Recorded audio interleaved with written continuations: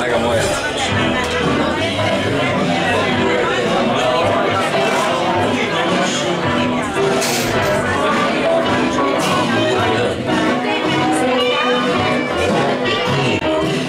Katoi lumi.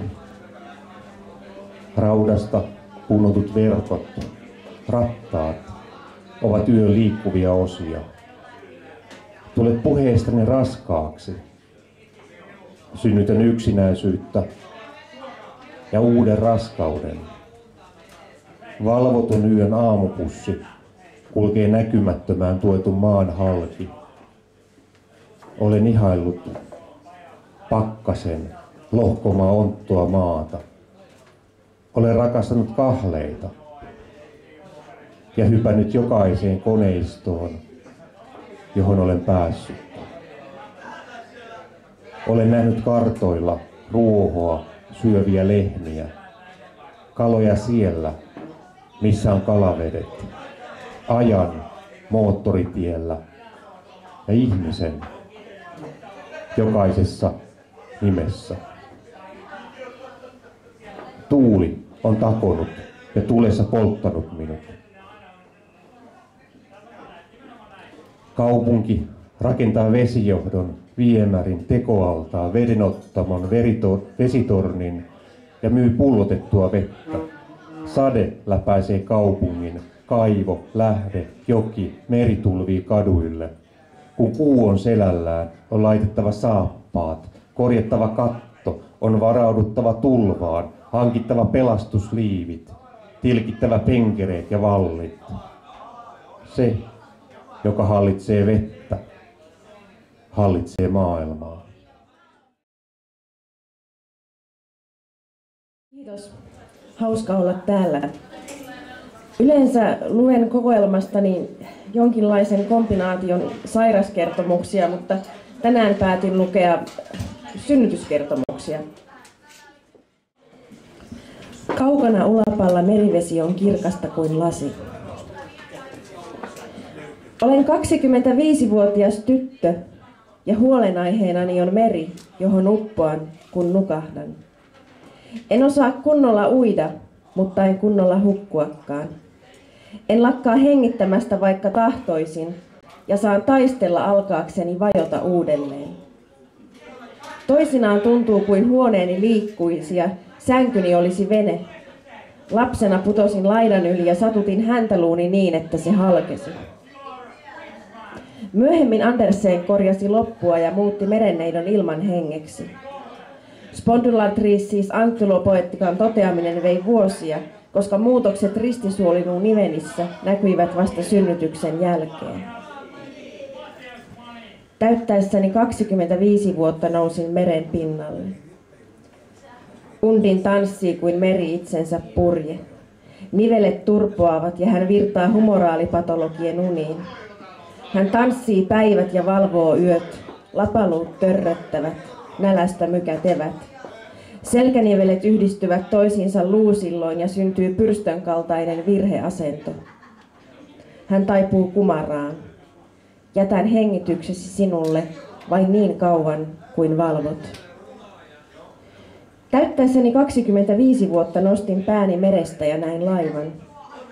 Häyönä kuvittelin hukkuvani kuin kuolevainen ainakin. Tiesin, että sulhaseni oli pettänyt minua täysin anatomisista syistä. Hormonihäiriö aukaisi häpyliitoksen. Kävelin veitsen terillä. Meri tirskahteli milloin mistäkin, koska sulhaseni rakasti minua. Mutta ihmisillä on sielu. Synnyttäessään hänestä tulee kuolevainen. Kun merenneito kuolee, hän haihtuu vaahtona mereen.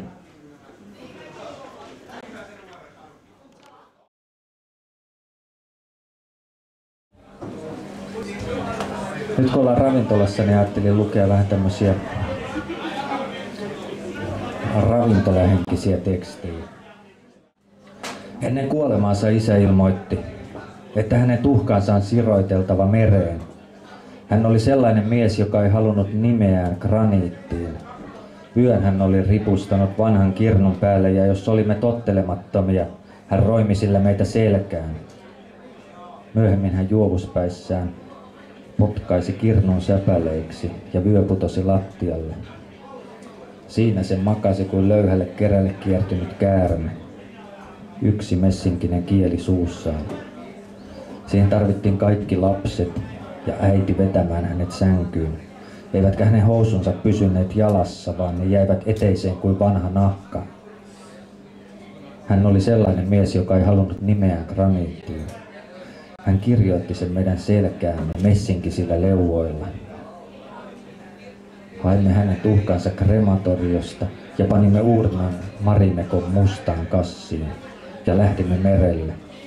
Veli souti ja sisko näytti suuntaa. Airot vonkuivat virttä ja puuskiksi yltyvä tuuli irrotti auringosta lastuja. Kun löysimme aavalta soveliaan paikan, veljeni väänsi urnan kannen auki kätevänä kaverina. Sovimme, että jokainen sirottelisi tuhkaa vuorollaan. Sovimme tästä hartaan yhteisymmärryksen vallitessa. Tyhjensin oman osuuteni urnasta veteen. Katsoin, kuinka tuhka kasvoi aaltoilevassa vedessä suureksi harmaaksi hahmoksi. Näytti siltä, kuin isä olisi hakenut muotoaan pinnan alla. Ja että tuonpuoleisuus olisi hetkeksi näyttäytynyt meille. Niin lähellä, mutta tavoittamattomissa. Kun sisko alkoi sirottaa tuhkaa, vene kääntyi ja minä jäin veljeni kanssa tuulen alle. Voimakas puuska tarttui tuhkaan ja heitti sen meidän päällemme. Veli yritti kääntää venettä, mutta ei ehtinyt. Tuhka tunkeutui silmiin ja suuhun, vaatteiden laskoksiin, tuulen pörröttämiin hiuksiin. Voi vittu, veljeni sanoi. Yritimme sovittaa surua ja naurua yhteen. Rannalla, kun tuhka vielä narskui hampaissa, totesin kuin jonkinlaisena puheen tynkänä, että faija veti viimeisen kerran turpiin. Hän oli sellainen mies, joka ei halunnut nimeään graniittiin. Hän kaiversi sen sisimpään.